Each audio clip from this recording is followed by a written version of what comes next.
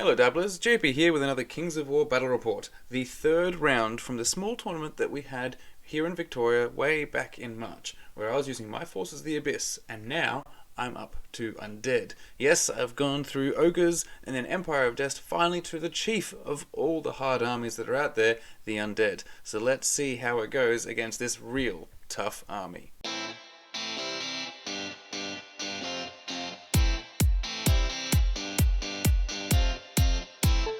For those not aware, this channel is composed of my stuff to do with mostly Kings of War, yeah that's true, and my wife's stuff, which is stitching. So as long as you don't mind the videos bouncing between those two very different subjects, then please give us a subscribe.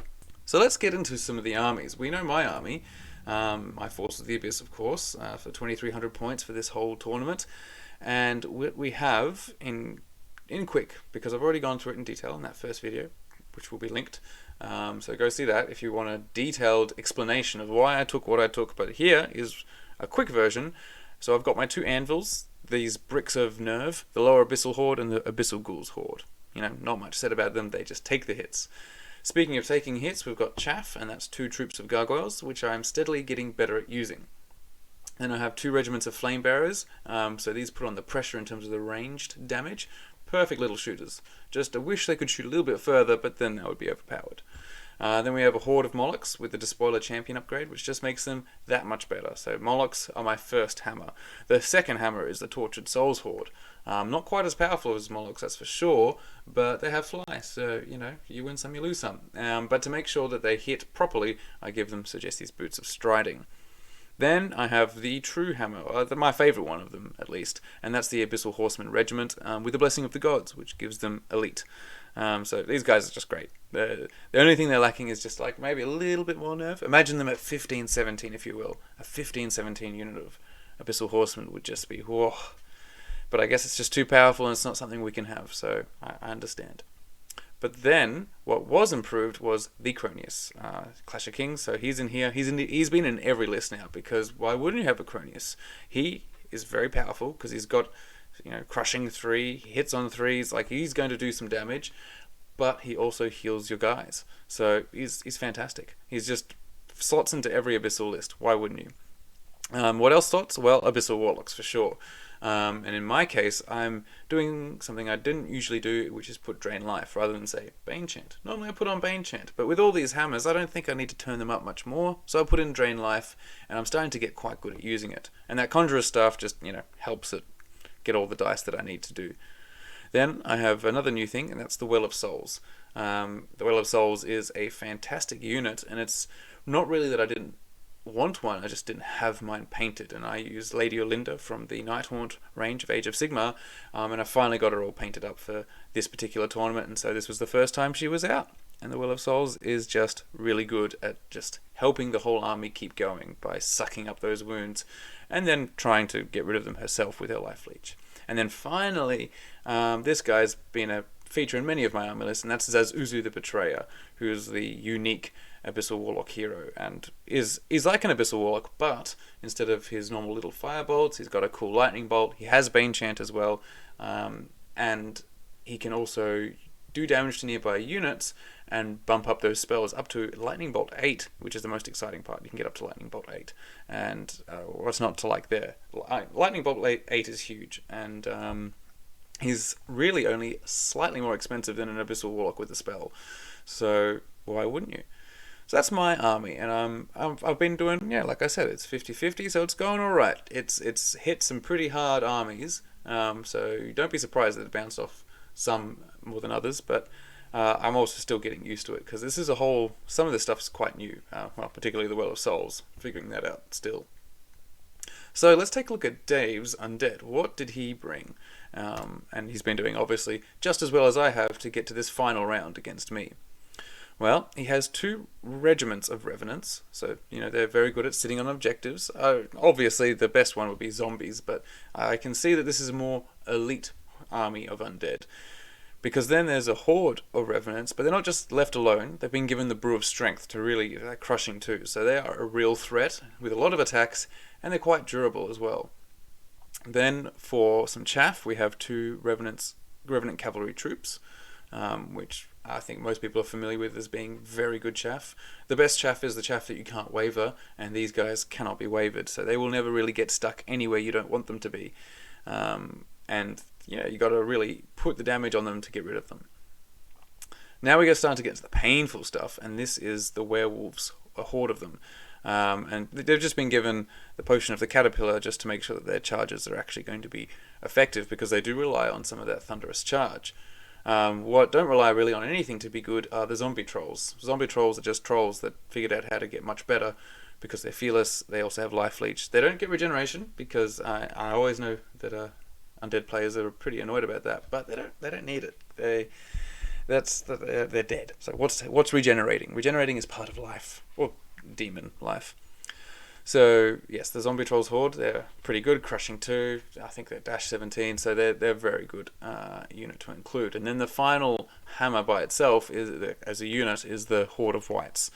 They're really just great as well. They're flying, they have durability, defense 5, they're fearless. All these bonuses, everything has a life leech in this army, so it's always going to get some of its health back. And they've got the Suggestive Boots of Striding, because you do want them to be hitting properly.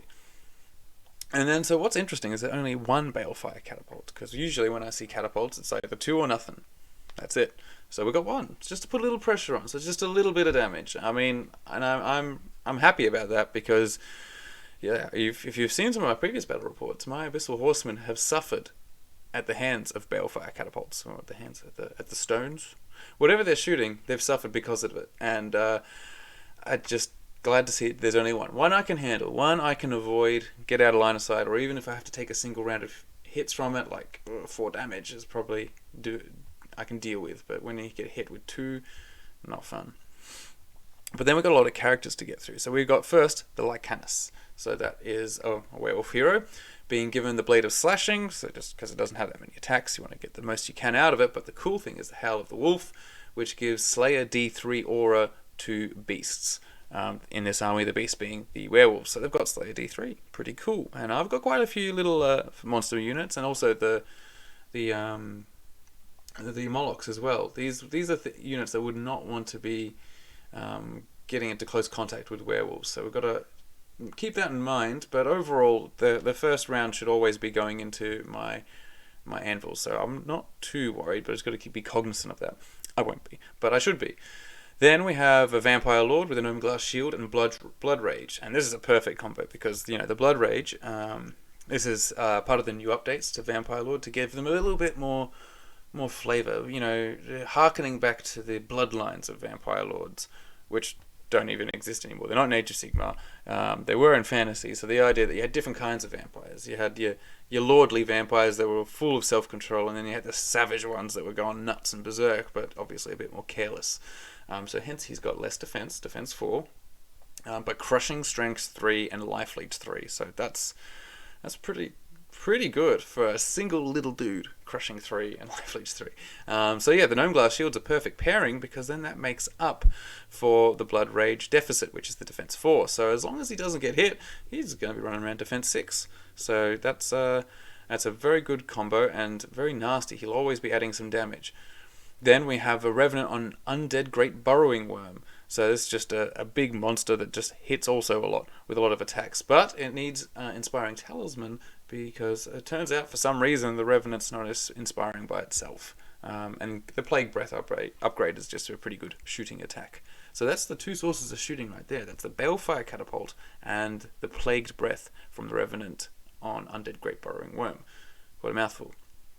And then we have the true support pieces that you see in all of the armies of the Undead, and that are the Necromancers. So we've got 2 Necromancers. Obviously both come built in with Surge. They also, one has the Heal 3 and the Conjurer's Staff, while the other one has Bane Chant 2. So lots of flexibility in this list. I guess this is definitely a very flexible Undead list, but also very elite. There's no zombies to be seen, no skeletons to be seen. The lowest of the Undead that we've got here are Revenants. So that just speaks to the idea that Dave doesn't really want to be running around with trash. He wants to push around quality units that are actually going to do the work on the tabletop, because yes, zombies they just don't achieve much in terms of like damaging. And if what's really fun in Kings of War is dealing damage, so I can understand if that is the reason. There was probably a much more nuanced reason for why everything is much more elite in this army than what I'm used to seeing in an undead army. But I'll find out when I make this video, and he will then comment on it. So these are the lists.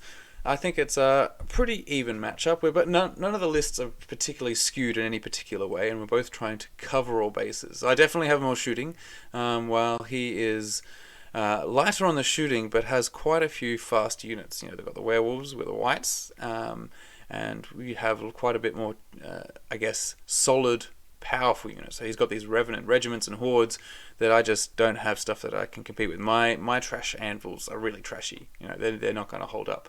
But that's okay. Hopefully they will wear them out and my good stuff can come through. So here are our armies set up on the tabletop. We can see here, deployed right in front of you. I always take these pictures from my perspective, obviously. But we can also see the tokens around. And so that's what we have here, is Salt the Earth for the final round, which is an interesting choice given that it's the last round of the day. Your brain's getting a bit fuddy, but here we are, Salt the Earth. Now, some people might say it's not that complicated, it's just a whole bunch of tokens everywhere. True, but what makes it complicated is whether you need to burn them or not. That takes a little bit of brain power, some forethought perhaps, wondering, will I be there? So the idea is, if you're there at the end of your turn, you can burn a token. And then just remove it. The only one that cannot be removed is this middle one. The rest, which were all placed by each of us taking turns, can be removed at the end of the game at the end of the turn, if you have more unit strength, so you're controlling it. And so the idea is that maybe you try and burn some that you know your opponent will be able to just walk right onto, and then perhaps not burn others.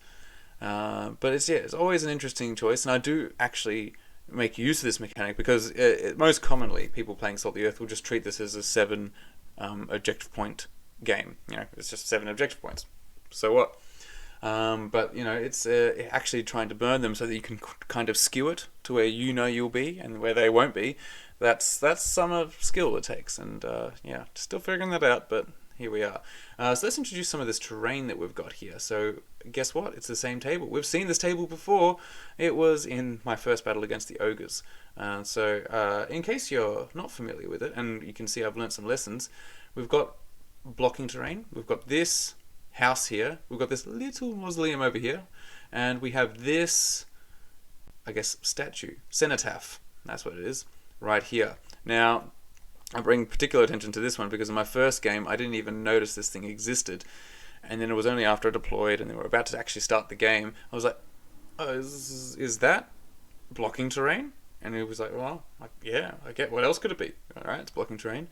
Oh, it must be around the footprint, this, because it's obviously the actual chunky part of the terrain is just a small statue, but then it's got this whole footprint around it, and I guess what's the point of a slender statue? So yeah, it really annoyed me that last game. I spent a lot of time just repositioning my units because I put stuff behind it and not thinking what it actually was. I didn't even register it was there. So this time you can tell I've given it a wide berth, definitely. Now we have flat difficult terrain, so we have these height 0 craters here and here. We also have a nice hill. This is a pretty good hill because it's got these nice levels, smooth levels. Obviously it's more of a dwarven ruin kind of hill, but it's nice and easy to put your units on top. And there's another set of craters over here, and then a single forest. So and another crater. Geez, we've got 4 flat terrain. So yeah, it's definitely a kind of odd battlefield. We've got enough terrain, but no obstacles, for instance. So, you know, Pathfinder is supreme here. That's for sure. And I don't think I have much Pathfinder at all. But so that's the layout of the terrain. And so let's go into the deployment. So we'll go with my army first because it's a bit hard to see him up here. But I will go through some pictures as well. But what I've done, and it's very similar to the last time I was here, but I've learned some lessons.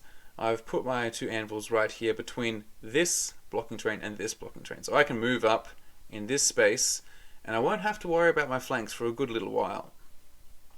And also, there's 4 objectives on this side of the cenotaph, with just 3 over here. So concentrating my forces on this side means that at least I'm directing myself towards where the bulk of the objectives are. And so once these anvils are down, the rest of it kind of sorts itself out. So something needs to be in between here, and usually that's Uzu, so we can do his lightning bolts unimpeded. I don't want to be doing lightning bolts with cover, especially since I'm doing those lightning bolts and having to do damage to my units. So he needs to be near one of these units, preferentially the lower abyssals, because doing damage to the lower abyssals is much better because they can regenerate. The ghouls are obviously even trashier and cheaper, but all the damage that goes on them sticks, and so I prefer now not to. I used to do it all the time, but the problem was by the time they got to combat, they had 12 damage on them already, so really anything could take them out. Whereas these guys, the lower abyssals, can definitely take it, heal it up, and by the time they get to combat, actually survive. So yeah, we've got Zazuzu there, so that's my custom-built kit-bashed kind of warlock, and then we have the real warlock over here, so here's the proper Abyssal Warlock model from Mantic. And so he's there in the front because he's got this drain life, so I don't want him to be too far back and not being able to do it, but he also can now do his fire bolts unimpeded. And he's got this blocking terrain right here to protect him, so he can just move up and hopefully not have to worry too much. The second wave behind them includes the Molochs and the Tortured Souls, because they're both speedy enough. These guys can fly, the Tortured Souls, whereas the Molochs just speed 6, so they're not too bad, but they're big base. It's a really big base, and I definitely feel the difficulty of using these versus the Abyssal Horseman, and really what I'd like instead of Molochs would be a second unit of Abyssal Horseman. So eventually I'll get around to having one, but for now the Molochs do the job, and they're not bad. I like them, and the Dragon Ogre models from Games Workshop are awesome models, but yeah, I would like Abyssal Horseman instead. And then far out of the way are my gargoyles, because I have learnt my lesson to not have them anywhere near anything. And the way I've placed them means that Balefire Catapult, which is really the only threat right now for my gargoyles, but it's a perfect threat. Like, that's all you need. One hit from a Balefire Catapult, 3 wounds, gargoyles probably gone. So yeah, I gotta keep them away. Oh, and the Cronius. I didn't mention, but you can see him. How could you miss him? The big green glowing Cronius. He's painted to look like an immortal from World of Warcraft, because I have nostalgia for that game, even though I don't play it anymore. So yeah, the Cronius right here on the left, just to help punch through some of these harder units that I'm looking at over here, which I'll go through soon. But I still got the other half of my army, and that is the whole lot of flame bearers over here. And you can see I'm not even following some of the lessons I just mentioned in my previous videos. So if you haven't seen the previous videos, I was doing some lessons at the end of them. And yeah, I said, oh, don't put my flame bearers somewhere else. Put them with the actual shooting. But here they are. They're far away. But there's a reason why, because I've identified some of the units that I do want to shoot. And then I've also got the Abyssal Horseman all the way out here. Something also I shouldn't do, but it's getting very crowded. This space between the two blocking terrain, I don't think I could really fit the Horseman in. Maybe if I shuffle these guys to the left and but it would be tight. It would be tight. And the problem with a tight situation like that is I could get blocked up really badly. So instead I put them out over here, and with the idea that I can put some pressure on a flank and then maybe move in after that. And so to keep these all inspired, I've got my my Well of Souls, so that you can see that's the Lady Olinda model, and so she's there to absorb mostly wounds from the Abyssal Horsemen, because they need that kind of escort. It really helps. It helps them live a bit longer. So that's my whole army. I've got the two separate wings. I've got all this shooting with the Abyssal Horsemen, the Well of Souls on one flank, and then my core army right here to move up. So what we've got to face off against, which I didn't do the photography that well in this case, but I will hopefully make it clear. So we've got the chaff on both sides, so you can see it's identical. Those are the Revenant Cavalry either side, and then moving in again, we have again identical pairing. We have the Revenant Regiments, so one there and one there, and then behind this whole lot, it's a bit difficult to see, but you can see that there are some whites. So that's the white unit there. There's the zombie trolls. And then next to the zombie trolls is that horde of revenants with the brew of strength. So these guys are real nasty, and they're coming right down. They're aiming for the main army. Behind them, although it's difficult to see, you've got that great undead burrowing worm. There's the Balefire Catapult, ready to shoot out. We also have over here the Werewolves and Lycanus, and so that's the whole army. It's kind of very much spread out, not much layering going on, because yeah, I guess he's not too worried about things hitting him, which is fair enough, because all my stuff is a bit behind its own layers, so why layer against a layer? So yeah, the units that I primarily worried about were the Werewolves, the Revenant Horde, and the Zombie Trolls. These things had me concerned. Oh, and the whites, but the whites were quite far back, so I wasn't too worried about them, I guess. And then, yeah, we had the catapult, but by putting the horse, that was another reason I put the Horseman all the way out here, is I thought, yeah, well, the catapult can't get them. The catapult will instead obviously go for the Molochs, but something has to be here and will get hit. So that's okay. I can hopefully look after them enough to get them into combat and, you know, heal them up through various means of their own regeneration and maybe the Cronius and the Drain Life. So I've got ways to keep them going. But we've got lots of chaff coming in. We've got these Revenant regiments that will just want to get to those objectives and just sit on them. And yeah, we've just got these really fast werewolves that are definitely going to be bearing down on me and hoping to just punch right through. So yeah, we've just got to go into the battle. But first, let's take a look at some miniatures, because I did want to... Oh, I should have just moved to this picture. It's much better. You can see it all in all its glory. And now we can see the smaller... This is better. We can even see some of the units. That's the Vampire Lord right there. So that the Blood Rage Vampire Lord. Is it? Or is that the Blood Rage Vampire Lord? And then maybe that's one Necromancer and that's the other Necromancer. So we'll get through the smaller pictures going back here. So there we go. There's some Revenant Cavalry. Beautiful. His army it's just clean, immaculate. It just looks good. Like, the colours are where they should be. Everything looks nice and detailed, and I really like looking at it. That's what I really like about Kings of War, is just seeing these armies making their own scenes. And yeah, Dave's definitely no exception when it comes to good-looking armies.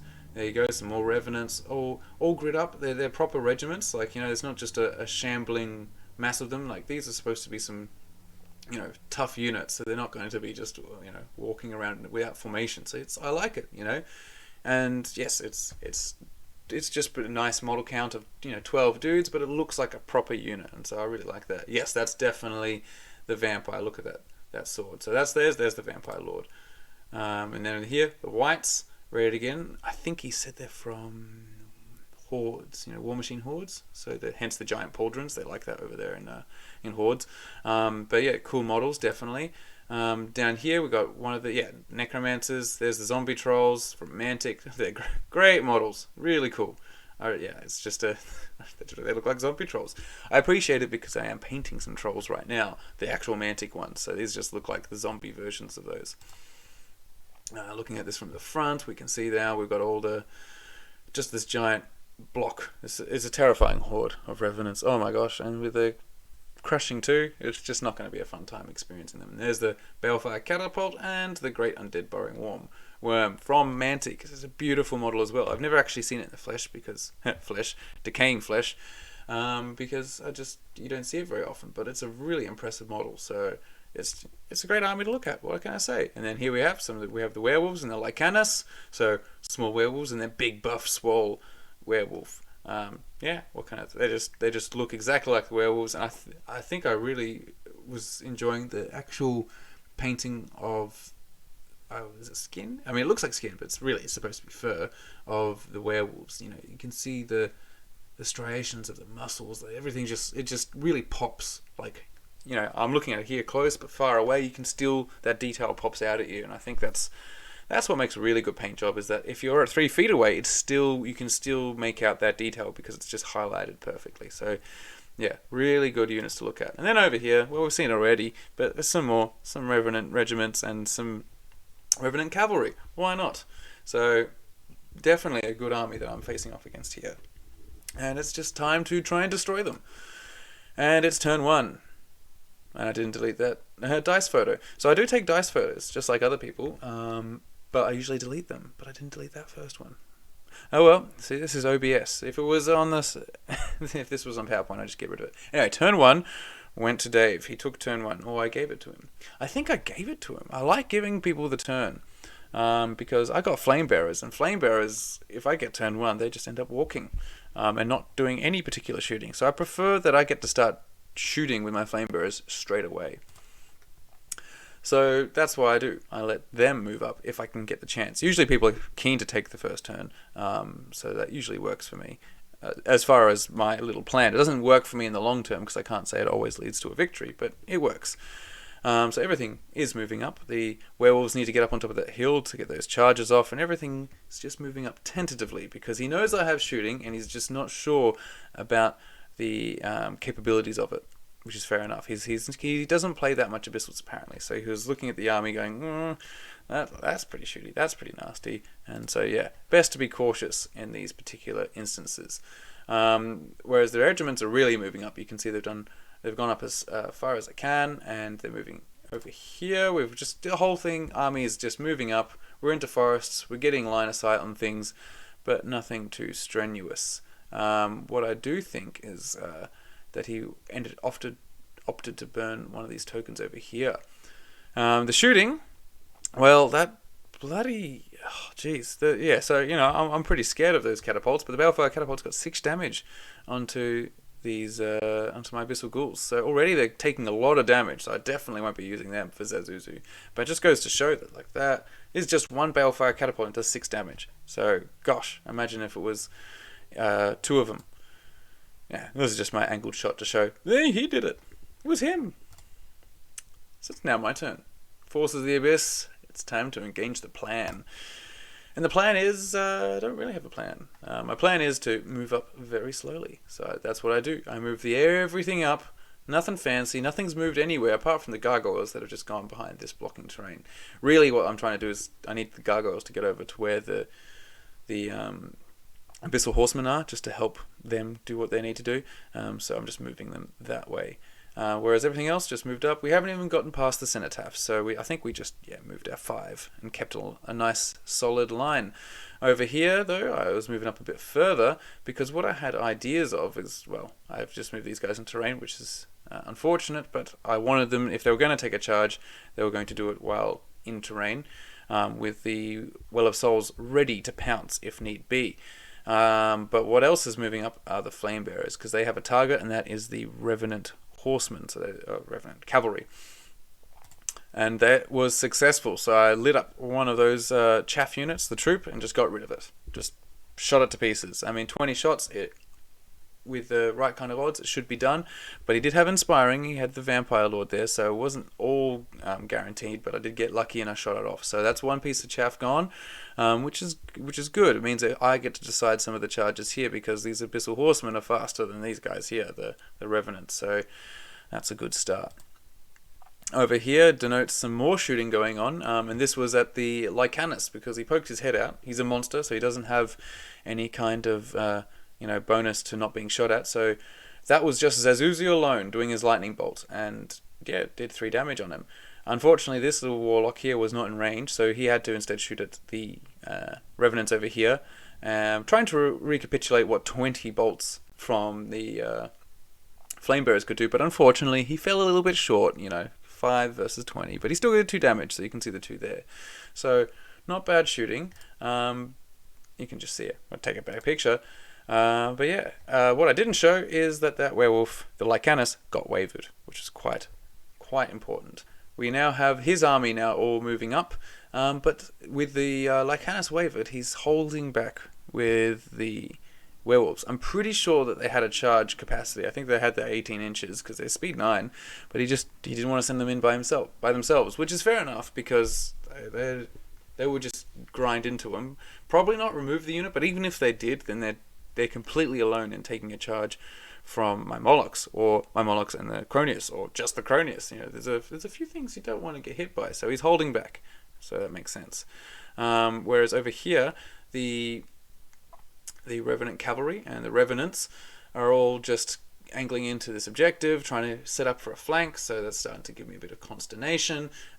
Meanwhile, pressure is coming in from the front when it comes to the Revenant Horde with their crushing 2, and another crushing 2 with the zombie trolls. So there's a lot of crushing over here, and yeah, a lot of crushing with the worm. So yeah, my armor is not going to hold up for much, but thankfully it's just Abyssal Ghouls that they hit first. So as long as that's the case, then I think I'll be okay.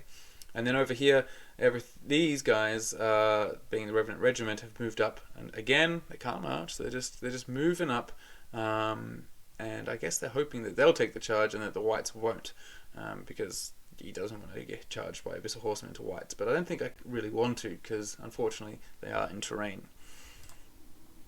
So that just shows better that particular arrangement. But there was no shooting, so that's the nature of the shooting when you've got just one war machine. Is sometimes it'll hit but often it will not. So that turn was a turn I did not have to worry. And so now the Forces of the Abyss, like this Abyssal right here, are quite happy going into turn 2. And in turn 2 is when I decide, let's get charging everything. So I double charge the Revenant Regiment here on the right flank with my Abyssal Horseman and the Well of Souls, with the idea is like, they should be gone. They're out of here. Because that's a lot of damage going into them. Yes, these guys are hindered, unfortunately. They went through that. But they do have Elite, so that'll help a bit. But the Well of Souls should definitely help out. Now, to prevent anything really going into my flanks, if I were to move anything, I did move the gargoyles right in here. So they flew in from behind the cenotaph right there, with the hope that they would stop anything from the whites happening, because I don't want the whites getting into anything, just in case I get stuck here. So that was that plan there. Whereas here I'm measuring to see what kind of stuff I could shoot, which is mainly like the Great Undead Burrowing Worms, probably all I could see with the Flame Bearers, because these are all now not visible. And yeah, just showing clearly here. But what I didn't indicate was that the Tortured Souls just went off and charged some trolls. Now I can't rightly say why I did that. I think I was just excited. You measure something, and you're like, oh, that's in range. Yeah, I'll charge it. Why not? Well, I shouldn't have, because in what possible world does that mean I get rid of trolls? So we do the math. 18 attacks, that's pretty good. Hitting on 4 not so good. So I have 9 hits on average. Their defense 5. I've Thunder 1, Crushing 1, so I can get through that damage, but still only 6 damage. 6 damage doesn't get rid of a horde of trolls, not even like the crappiest Goblin trolls. So I don't know why I did it. I didn't need to do it. It's not like I'm really scared of their charges, so it's just a situation of where I did something and I shouldn't have. So there we go. Sorry, Tortured Souls, I shouldn't have done that. It'd be much better to keep them behind, but that's what I've done. Meanwhile, on this side, I have now pushed up. I've gone over this flat terrain here, this crater, with my 2 anvils, and I am now using the gargoyles in quite a good way, in a way that some people have commented on. They say, hey, mate, sometimes you don't always have to use the gargoyles for your hammers. It doesn't just need to be an escort for the hammers. Sometimes you can use it for your anvils to ensure that they don't get double charged. And I was like, that is a pretty good idea. I mean, why wouldn't you? So that's the idea I'm doing here. I am putting them in the way so that these Revenants, or the Revenant Cavalry, either one, cannot get into my lower Abyssals. Because before I didn't really think anything about my lower Abyssals when it came to trying to protect them beyond just arranging the units. But now I'm actually using chaff, and this is one particular game where I've used it. I can't say it's a direct result of the previous comment, because obviously all these 3 games happened on the same day. But you can see even that's going through my own head. But the comments definitely help. So everyone, if you got any ideas, please comment and tell me what I need to change in my game plans. But with these guys up here, I've decided that these guys need a bit more damage on them to remove them. And so guess what? Well, this guy's got Drain Life, the Abyssal Warlock. So I wanted to move him within that tasty 6 inches to Drain Life the cavalry right there. Because the Drain Life is far more powerful than his Firebolts. And I get to use my Conjurer's Staff, so it's just much better. And then I can heal some nearby units, particularly these lower Abyssals. They've been getting damaged quite a bit thanks to Zazuzi already doing his Lightning Bolt. Who he has now stayed back, just so he doesn't get charged, particularly by the Lycanus, and we'll just keep shooting. And the Morlocks are there. And so we get here into the shooting phase, and it's time to use some Drain Life. That's the Wavering. So the previous Wavering didn't really happen. You'd think but he held back. But now I got a Wavering, so it's now on 5 damage on the Lycanus. So that's pretty good. Very good, Zazuzu. Over here, we do have damage. Oh, right. So therefore, in this case, that was a completely failed Drain Life that happened there, because it looks like they didn't take any particular damage, which is a great shame. So therefore, we're straight into the melee phase. So here we are. It's 8 damage onto the Revenants, which is not really enough to get rid of them. And it's not even 8 damage, 7 damage. So it's not very good for a charge from 2 quite strong units. We just stuck there. Whereas here, obviously, the Tortured Souls, look at that. They went in and did 9 damage, which is exceptional. It's far beyond the 6 I quoted to you. So obviously something went wrong with the math hammer there, but it was still not enough, and they're still stuck there too. So my charges, not so good, and it's now turn 3. So Dave can take advantage of me being a bit too jumpy, and take advantage he did. So this is where I look back here and like, what were the gargoyles doing? Because really, there was no flank opening there with the Well of Souls or anything to the whites. The whites couldn't get in the flank; they could only get in the front, and that's what they've done. They've gone in the front right here of my Abyssal Horseman, along with the Revenants going back in. So they're definitely going to feel some pain, the Abyssal Horseman. Instead, over here, the Vampire has jumped past and gone to slice up some gargoyles for free because I just put them there, and the gargoyles didn't achieve anything. So, although if I do think about it, putting the gargoyles there did prevent a flank surge, and that's probably what I was scared of, because I just came off the Empire of Dust battle where some flank surging went on, and so chances are that's what actually I was putting that there for. So, I'm kind of smart, but it still wasn't the best way to put him in because it didn't prevent this double charge. But hey, Abyssal Horseman, you're just gonna have to cop it. Over here, well, this is the true sadness. Oh, me and flanks, huh? So yeah, I put in the Tortured Souls stupidly, and now I'm gonna get. They're just desserts, really. This is from my generalship. This is what I deserve. So the flank of a regiment, not a regiment, of a horde of revenants with a brew of strength. So yeah, c'est la vie, Tortured Souls. I used you very poorly this particular game. Meanwhile, over here, we can see some other charges going on. We've got the Revenants, the Gargoyles, we've got the Revenant Cavalry into the Abyssal Warlock, we've got the Werewolves. They decided not to wait for the Lycanus and just went in by themselves into the lower Abyssals, who have healed up a bit, thankfully, with their regeneration. So they're only on 3 damage, which is good. And here, the final charge of them all is the Abyssal Ghouls getting hit by the Great Undead Burrowing Worm. So he's pretty much sending everything in at once. He's going to have a lot of rolls to do. The only thing that's not fighting, that could be fighting, is Lycanus. And, well, he's just scared. Poor guy. And so we go through the damage. What has been done? We've got Wavering here on the Abyssal Horseman. So it's not terrible because they do have Fury, thankfully. So they are going to hit back, and hit back they shall. Over here in this blurry action shot, we have a Wavering on the Gargoyles, which is it's pretty good for Gargoyles versus a Vampire Lord. So, yeah, at least they're still there. So the Vampire Lord's probably going to go off somewhere else because he can. He's an individual, but at least I still have my Gargoyles. Here, well, I had to write down double one so I didn't forget it because they're on 20 damage. They took a lot of damage. They could have taken much more, realistically. Like, the fact they only took 20 is just lucky on their part. But poor Dave rolled a double one. So yeah, it's no tactical genius there. I am just still here because of this stupidity. Just the silliness of the double ones. I mean, there's always that kind of thing in war games. So I'm still there. I'm probably not going to, unlike all my other units that have regeneration, the Tortured Souls is probably the best one to get a double ones on because they've only got life leech too. So for them to get undevastated takes quite a bit of effort. So if it's going to happen somewhere, that's probably the best place to have it. And to continue the Wavering, so I've already had 2 Waverings. Here's the 3rd Wavering, the Abyssal Ghouls against the Great Undead Burrowing Worm. It did quite a bit of damage. There's 6 already, so therefore there was an additional 7 damage done by this beast, which is pretty good for a monster. Monsters don't normally do 7 damage. They usually do 1, and everyone really hates them. But it did a lot of damage and wavered, but I've got Fury, so that's okay. Which he was finding out. He's just like, what? That has Fury? That has Fury? It's never fun finding out these things. Not that you can really do much. It wouldn't change how you approach it. It's just, it just means that when you thought, hey, I got a waver, and then you're still stuck there.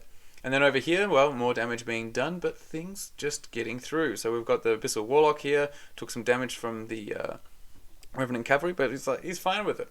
Doesn't care. And then we have the Gargoyles taking some damage from the Revenants. The Werewolves did do quite a bit of damage. So I had 3, so they did 9 by themselves, which is, makes sense. They're werewolves. But yes, it's still a very high roll twice to get rid of them. So I think we're still there. So we got hit a lot, but not much fell away. And I think it's time for me to take advantage of it. And so I double charge the Revenant Cavalry, so I've got the Abyssal Warlock going back in, and then I have Cronius coming in to do the real damage, so he jumps in. He's got 2 damage on him because he must have been hit by a Balefire Catapult at some point, which is unfortunate, but it's got to shoot something. Might as well be the really tall thing. The really tall thing that can't heal itself, unfortunately. Gargoyles go back in, the lower Abyssals regenerate quite a bit and go back in. Over here we have all these other things going back in, but what I have done is use the Well of Souls to take just enough wounds off these Tortured Souls so they're no longer devastated. So I did say, oh no, if you're going to do something, it's best to do these guys. Yes, true, always, because they've only got Life Leech 2. But the Well of Souls can take some wounds off. And I wasn't going to take all, it says max up to 20. I could probably get them down to 1, but then my Well of Souls would be pretty much dead. So I decided just to take a little bit off, just to get them undevastated. They're going to die anyway. They're in a terrible situation. I can't get them out very quickly. So I might as well just allow them to get some more fighting in, and then they'll die. So that's what the Well of Souls did there, and took some of those wounds right there. And yeah, I've got regeneration happening everywhere. Not very good regeneration. 1 wound on the Gargoyles, 1 wound on the Abyssal Horseman, and they're just jumping back in. So what we've got here is we've got a charge from the Well of Souls and a counter charge from the Abyssal Horsemen, both into the Whites because they're the most dangerous one. They do the most damage. While the Gargoyles are just going to keep going into the Vampire Lord because why not? Over here, yeah, just showing that I'm just going back into them, and they've healed a bit too. Those zombie trolls. What he's been doing is using, I think that's the the Necromancer with the heal, and it exists to heal the trolls, and it's a really good idea because they've got defense 5, so they're already very durable, and you just make it a little bit more annoying for me. And then, so here, I think I'm showing my Abyssal Warlock because I was going to do something. Probably, this is Uzu, so he's probably going to do a Bane chant. I guess I haven't really indicated that one way or another, or I failed to. You know, sometimes the way I take these photos, I can't remember what was done and why. But yeah, let's get into combats. Combat's most exciting because there's not much to shoot at, and you can see here, no more Revenant Cavalry. Both the Revenant Cavalry troops are gone, so the Cronius is free, and the Abyssal Warlock I just made jog on to get out of that situation so that he could rotate nice and get a good flank on something. Obviously, the Gargoyles aren't expected to do much damage, but they did a little 3 damage, so that's good on them. Good on them for trying. I don't think they're long for this world. Another round of these Revenants will definitely do them in. And the lower Abyssals did 4 damage here, so also nothing considerable. I did heal them up a little bit more, thanks to the Cronius, so that cool Cronius ability, very helpful. Over here, we do barely any damage. These poor guys, you know, they don't hit much. They hit on 5s, 25 attacks, so you don't expect to do much damage with them. They're like your zombies. So we're just here to hold up that Burrowing Worm until I can get something done. Oh, I did get a Bane Chant. There it is, my Bane Chant token. So I did take a picture, I just didn't have the token down. So I Bane Chanted the Tortured Souls. Tortured Souls don't do much damage at all. So they go back into the Trolls, because they had 5 damage, and look, 2. So they went all the way from the dizzying heights of doing 9 damage down to 2 damage. So somewhere in between, I guess, is the average. So I guess that's justice for me. But it's definitely not enough to get rid of them, unfortunately. Over here, though, speaking of getting rid of stuff, we got rid of the Whites, and now we're free. So the Well of Souls combined with the Abyssal Horseman got rid of the Whites, and now it's just the Revenants that we have to worry about. And it's now time for the Undead to fight back. I've done some damage to them, so I guess I deserve whatever retribution's coming my way. And that retribution includes the continued flank from this Revenant horde. Fair enough. Should I have turned to face them? It wouldn't really give me much more life for me anyway, but he just gets to roll a lot of dice. And hopefully not get another double 1 for his sake. I did get my 2 damage back thanks to the life leech, so that's good, but that's the only kind of damage I did. These trolls are now wandering off through this forest to get into, well, all the stuff I've got over here, because he realized now he's lost the Whites, he needs something to take them on. Them being the Abyssal Horseman and the Well of Souls. Well of Souls is fully healed up, thankfully, because of the Life Leech 5 is fantastic. So the effects of trying to heal those Tortured Souls is all negated. Very good. Here, the Revenants go back in, but since the Revenants themselves are probably not enough to get the job done, we've got the Vampire Lord coming in with that Blood Rage. So that's definitely going to put some hurt onto my poor Abyssal Horsemen. So I don't think that they can survive this, even though it is not a crazy amount of attacks at least. Continuing to go in as the Great Burrowing Worm, so he's going to just keep jumping through all these Abyssal Ghouls. I hope they're tasty. I mean, they are red, so red meat. And the lower Abyssals are finally getting to feel the full Werewolf Wrath. Now that the Lycanus is no longer wavered, it can jump into this combat along with the Werewolves. So, yes, we've got that to deal with. So, what before we could survive quite easily, I'm not sure we can survive much further. Now, what this is showing is, this is a picture, ill-timed, but the Abyssal Horsemen were killed. And he's now just measuring a way to get his vampire out of the sticky situation that is being in front of a Well of Souls. So there goes the Abyssal Horsemen again. But they did pretty good. They killed some whites, so not too disappointed with them. Over here we have the Gargoyles, and they're not even... Oh, no, they are gone. I just need to click one more time. Just click one more time, JP. It's not really with it. But he got rid of them, so... Gargoyles are gone, but they did their job. They held up these guys so that I wasn't getting hammered too quickly on my anvils. And so now they've turned to face the Cronius, which is a smart move. And then, well, over here, obviously the Tortured Souls were just not going to last that long. And you can see the zombie trolls got surged a bit. So they've just pushed a little bit forward to now get into charge range of some of my other stuff over here. And the lower Abyssals are completely gone as well. So... No, not Abyssal Ghouls. So this whole field is suddenly open, and I'm just looking at it going, how am I going to stop it? Because I've thrown away two of my hammers now. Well, not really thrown away the Abyssal Horsemen, but I threw away those Tortured Souls, that's for sure. And so there's nothing to pick up the slack when the Abyssal Ghouls died, because that second wave was supposed to be the Tortured Souls, but I sent them off by themselves. Like, what was I thinking? I don't know what I was thinking. It wasn't. So, stop yourself from not thinking. And over here, this is just how it all ended up. So he tried to get the Vampire Lord away from the high crushing strength ability of the Well of Souls, because it definitely could get through that gnome glass shield. So he just smartly wants to get that out of the way. So I've got quite a few units in my face, and I've got a few units dead as well. So how do I pick up these pieces?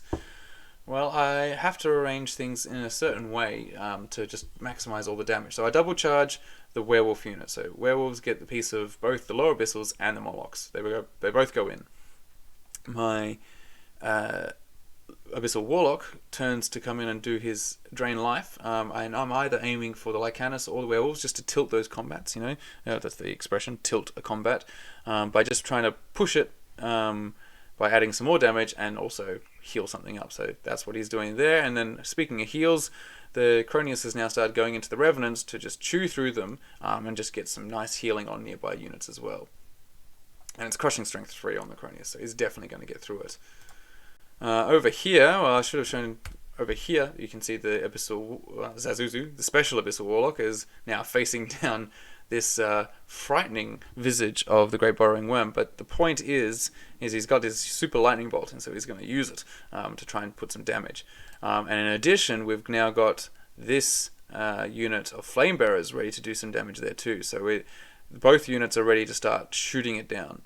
Because that's what's needed. I need to start shooting it while it's still in the open before it gets into another combat. And I think that I might be able to take it down if I put enough pressure on. And I do. And in particular, you can see here, I was just taking a look at the arcs, and it was just in like that there. Especially, you got the leader point there. So from that leader point, I could see him, and so all my flame bearers and the Abyssal Warlock could shoot the crap out of that Great Burrowing Worm, and it went down. Boy, oh boy, that was a big deal, because having that along with all the other stuff that was still there was definitely giving me some worry, but I managed to shoot him down, and Flame Bearers combined with Zazuzu, very good combo. Speaking of good combos, well, it turns out the Drain Life combined with the Lower Abyssals, which are actually countercharging the Lycanus, and you can see they've healed up thanks to that Drain Life, and then we've also got the Morlocks. All the werewolves are gone. So it kind of worked out, my strategy of holding. I used the gargoyles well. I stopped too many charges from hitting my anvils, gives them time to take the charges, and then I could bring in the big stuff like the Molochs and actually do all the stuff it says on the tin. So I'm very proud of myself, if you can't tell from my excited voice. This blurry action shot was in an attempt actually to show the numbers on the dice. So I did 7 damage with Macronius, which is phenomenal, but I don't think he got rid of them. So unfortunately, we're still stuck in that fight, but things are looking a little bit better, at least on one side. Unfortunately, the trolls are thirsting for blood, so the zombie trolls in turn 5 for the undead have gone into my flame bearers, the closest one, the one that got a bit too close to everything. But thankfully, I'm glad they did that, because they did also have the ability to go into my Well of Souls, but I think it was after. I think this is an emotional response to having lost the Great Burrowing Worm to the huge amount of firepower. So I think he's like, oh my gosh, I have to kill these. And so he charged them, which is fair, because these zombie trolls, I don't think they have any damage on them now, but I could probably kill them over 2 turns of shooting if that's all I'm shooting at with these 2 lots of flame bearers. So he's moving to take one out, and I expect him to fully be able to destroy it. Whereas the Revenants are going into my Well of Souls, and the Revenant Horde has gone into Zazuzu, because again, he saw that whole situation, but also realized that I don't think he had the ability to charge anything else. So there's a picture, and ooh, missed that. There's a little vampire. The vampire has come in just to make sure. I don't think the trolls need it, but the trolls do hit on 4s. So sometimes when things hit on 4s, it's just like, I would like a little bit more assurance, because hitting on 4 is 6 damage. Potentially he won't take out the flame bearers, but with a vampire, I think that's more guaranteed. Yes, over here we have what protected the flank of my Molochs, which from this horde of Revenants, because I don't want them to get another flank on another hammer of mine. Jeez, that would just be embarrassing, wouldn't it? And then I put it up online and everyone can talk about it. So instead they're going to a Zazuzu, who's now acting as glorified chaff. Poor Zazuzu. But he's done a lot of damage in his life, so I don't think he has to worry all that much. And so here, just 2 damage on my Well of Souls, so that's alright. I can handle that with my Life Leech 5. But speaking of things that can't handle stuff, the flame bearers couldn't. So the trolls backed right up after killing my flame bearers, whereas the vampire has jogged on and is hoping to take on the next unit by itself, which it probably can. The wavering that was most critical was on Zazuzu. They did 7 damage, which is not that much, but I guess they don't hit that well, they just hit hard. But I've only got defense 4, so I mean, if you're wounding on 2s, you're wounding on 2s. But yeah, they got a wavering. He's slightly better in nerve than Abyssal Warlock. He's 12-14 rather than 11-13. So I guess that made a difference when it came to getting a waver versus a rout. So here he is. He's actually blocked them up and leaving the Molochs ready to do whatever they like. So let's see the consequences of that. Well, there we go. That's it. You got the counter charge from him, because Zazuzu also has Fury, which again annoyed him, but he's a demon. So Zazuzu went in along with the Molochs into this Revenant Horde.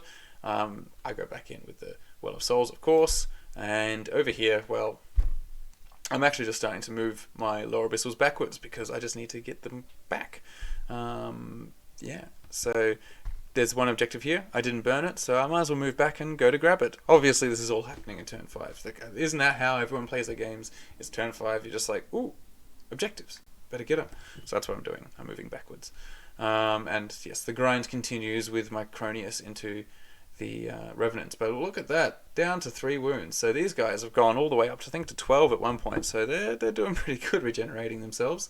And what else I'm also seeing is that up on top of this hill there's an objective, and so my Abyssal Warlock, while going to be here to do a drain life, will soon be over there to capture an objective, because it's actually a pretty good little dude because he's got 1 unit strength, so that's very helpful. And so I take out the Revenants with my Well of Souls and decide to just sit here on the objective. So now I get to hold this one by myself. The Well of Souls, very powerful unit. Turn 6 for the Undead. So it's time to really start thinking about those objectives. And what we have right here, I think you can see it out of focus next to his hand, is where there's one objective that the Revenants and the Cronius are fighting over. So I would like to remove these Revenants so I can have that objective with my 1 unit strength Cronius. So that's just counter charges going on. So yes, the counter charge of the Revenants here. The counter, I didn't remove the Revenant Horde. I did put 11 damage on them, which is quite a lot, but they're going to counter charge here. And the Trolls have gone up and charged Lady Olinda, the Well of Souls, in a bid to get this objective here. So that's pretty good play, because now everything is fighting over objectives.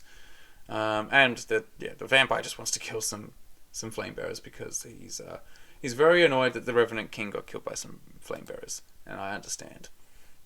6 damage was dealt to my Lady Linda, but that's not enough to remove the Will of Souls. It's dash 20, so like you got to get much higher than that. Over here, just a little bit of damage done on the Cronius, so it's dash 18, so also pretty difficult to remove. And now it's my turn to try and get to places. So that's what I do. You can see Abyssal Warlock getting up there to get that objective there, and then my Warlock has moved out here. With the idea that I will move there if there's a turn 7. So if we roll for turn 7, I'll just jog on right there and take this objective. Because he's got 1 unit strength himself, so that's Uzu. And he's regenerated a lot, so he's now only on 4 damage, so good on him.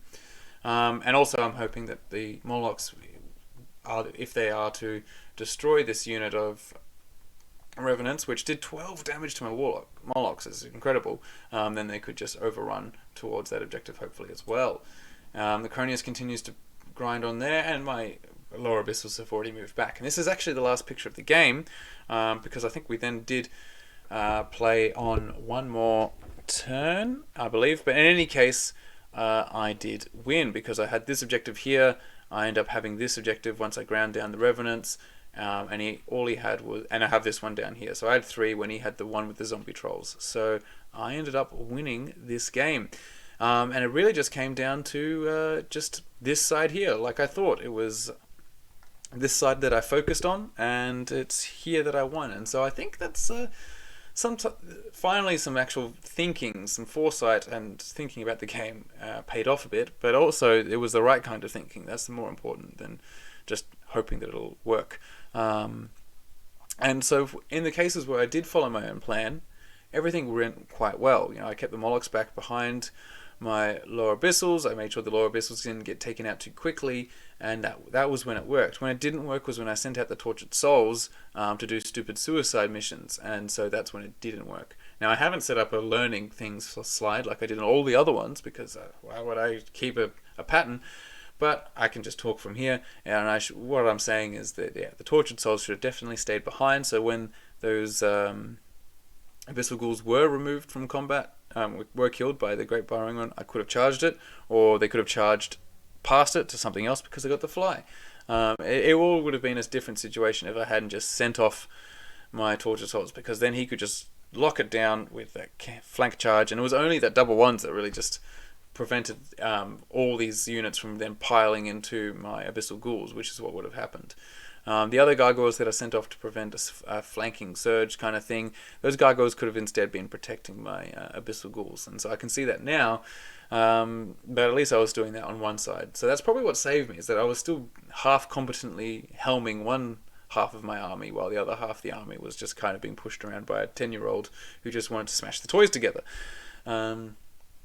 So yeah, I think that's the main takeaway, is just still, I got to practice holding back. I mean, how often do people say that, the best games from the best gamers, they don't really start committing to fights until like turn 4, and so it's very tempting. Turn 2, you measure out and you're like, ooh, it's in charge range, and you just go, well, yeah, why not? But the real reason why not is because unless you can really take it out, or it's a very safe situation, you shouldn't do it. And I just didn't think. I just got the testosterone started flowing, and you just send off the units into stupid situations. So yeah, but overall, I think I'm proud of myself also for identifying when I need to start going for objectives, such as measuring out when this Warlock could get from here all the way down here up to there to hold that objective, because nothing else has that kind of flexibility. These Warlocks are really good objective grabbers at the last part of the game, and so that's probably the part that I did pretty good as well. For Dave's part, it was just some unlucky rolls. Obviously there was that particular turn where he hit everything with his entire army, and everything wavered. And in my army, a waver is no big deal because everything's got fury. I mean, obviously, if I waver out in the open from shooting, oh, it's awful. But if he wavers me in combat, I jog on. And I think that really, he's just like, that got him really annoyed. He's just like, oh, that's got fury, that got fury. I'm like, this is kind of the army-wide abilities. Is fury, and that one's fearless. So if it doesn't have fury, it's usually because it's fearless. So, yeah. Sorry, Dave, for finding out how that part of the army works in such a situation. But he was a wonderful opponent, and like I said, it was a wonderful looking army. It's just nice, good looking undead army. Everything's clean, and a lot of it's mantic models. The undead model range is actually like very solid. I really like it. And when it's painted up with these teal colours, it looks, it's quite nice. And so I hope my army was also presenting a nice scene in front of him, and it's yeah. So this is a 2-1 tournament. So 1-2, lost one, and I lost that one against Matt Curtis. So if I'm going to lose against anyone, Matt Curtis, I suppose, has to be the one I'll lose against. He's a very good player. And so yeah, I think I'm slowly improving, but we won't know. Unfortunately, I can't make it to the next little what we call them Mike cons, Michael Crossman's cons. I don't know. He's not conning anyone, but the little tournament I can't make to the next one, unfortunately, because I'm going on a holiday to Darwin. But after that, we have Convic, and that's going to be cool. So I'm actually going to make a video all about Convic 2022. So that's the big Victorian tournament, grand tournament, 2-dayer. So I'll make a video about that to get people excited, and I'm excited, so I can just talk about it. But yeah, that's it. So if you've got any comments about how I played, how badly I played, or things I could have done, please let me know. You're always so good at letting me know. In the last video, you definitely pointed out a particular move that couldn't be done normally by a surging unit, and it got some lively discussion going in our own gaming groups. And it's only to make things better, so that we all know what's going on. And so if there's any such thing in this one, although Dave was a very clean player and a very good one, I have to say sorry to Dave. You see, this day he decided not to bring his glasses, and then I print off my army sheet. You can see that my army list there on an A5 paper, because I like to save paper and make a little booklet. And he's looking at it, he's like, I can't read this. And I'm like, oh no. So I felt bad, because I just gave him a tiny army list and he can't read it. And it's not on purpose. I won't print them off on now like A6 or something, just to make it even worse. Like, here's my trading card of my army. But next time I'll print it full size so that it doesn't discriminate. It's just not nice. So I had to, yeah. It's probably also why he was like, that's got fury, because he couldn't read it, unfortunately. But no, it was overall a very good day. They're always enjoyable, these ones, and I find that I prepared better for this one because I brought like 2 sandwiches to eat. So yeah, make sure you stock up. So anyway, like, subscribe, all the things, and I'll see you in the next videos, which will be more hobby related. So see you then.